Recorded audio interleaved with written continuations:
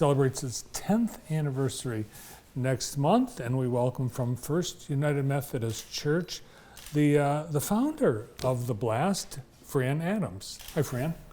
Hi, how are you? I'm good. How are you? I'm well, thank you. Congratulations on the 10th anniversary of this event. Yeah. So what was your thinking when you started this 10 years ago? Well, I don't think we ever imagined it would be what it is today. Mm-hmm. We started out with 88 kids, and we were thrilled with that. And last year we had about 1,000, so Wow. we're planning for 1,200 this year. So, Yeah, huge growth, and you've expanded the things you do and offer. yeah. It's a little earlier this year, though, isn't it? It is a little earlier. We're trying to plan around different events in the city and within the church that have made it where we're trying to make sure we touch as many kids as we can. We competed one year against the fair, and that didn't go as well. Mm-hmm. So we try to stay away from Fair Week. And so we're prepared. Hopefully the kids will be ready. I know it's hard to think about going back to school already because they probably feel like they just left. But we've been planning since January, and hopefully it'll be a great turnout and a great sunny day. Yes, and the smoke will lift. Yes. You don't even let things like the pandemic get you down. No, we still managed through the pandemic doing our drive-through, but we're back to the park.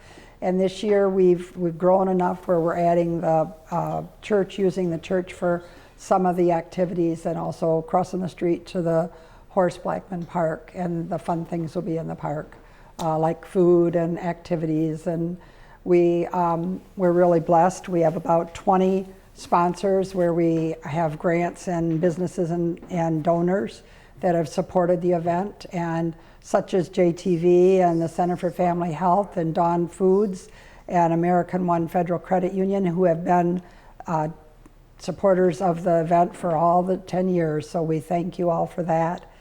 We've got about 35 or 40 community agencies that are going to be present.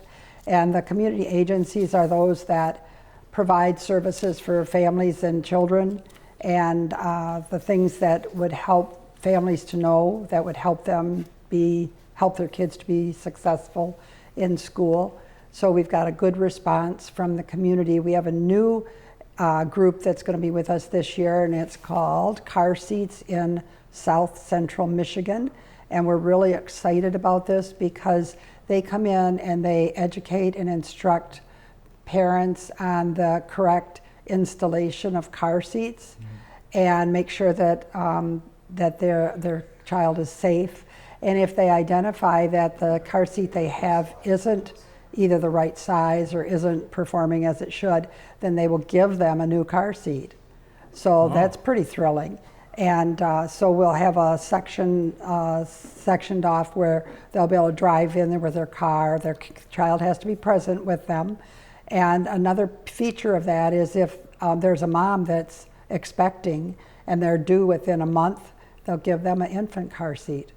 So that's a great plus. That's awesome. Yeah, a lot of loot handed out. Yeah. So it costs money. You are still looking for more sponsors. Always looking for sponsors, truthfully. Yes. But we've got great sponsors. We've got great support. So you actually buy backpacks and all the stuff that goes in them, and it's so cool to see all the smiling faces. The kids are excited about this. They are. They're always really excited. That they enjoy it. They have fun. We give them, when they register, something we call a bingo card. And on the bingo card, it's got the community agencies. So when they go from the different tables with the community agencies and they are able to get information from that group, they also get school supplies.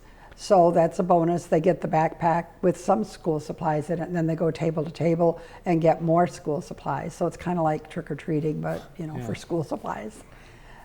And there's services that you've We do. We provide? have the Smiles on Wheels will be back with the dental screenings. We have the Lions Club, the eye openers that do the vision screening, which is really important, especially for your elementary school kids, because I think that's a requirement in like kindergarten on. And So we've got the Center for Family Health that does the childhood immunizations to make sure that the kids are up to date on their immunizations that they need for school. So, and we also obviously do the backpacks, and we do bundles of socks that we give away and personal hygiene items.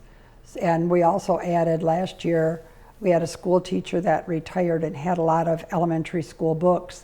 So she wanted to come and give away books, and it was such a hit that we have worked with the Kiwanis Club and Sharp Park was a big school that gave us books, and East Jackson and Michigan Center school districts. And they're collecting books for us so that we can have kids be able to take books home, because often kids either don't have a library card, don't have access to the library, or don't have books in their home. So this way they get to go home and have a book to read for over the summer. Cool. It's a little earlier this year, July 27th. Yep. And put that on your calendar. In the meantime, if you want to help, sponsor, or donate. Yes. We're definitely looking for people that are interested in volunteering to work that day, because it takes a lot of people to perform all the things that we do, get all the things ready, and also we're going to do face painting in the park, and Wendy White with the Together We Make a Difference does games and activities with the kids. So we use a lot of manpower for volunteers, so we obviously appreciate that a great deal. All right, you can call the church 787-6460 or visit their website. That'd be wonderful. Thank you very much. Thanks, Fran. Thank you. Fran started this 10 years ago, the Back to School Blast and Community Resource Fair from First United Methodist Church. Fran Adams.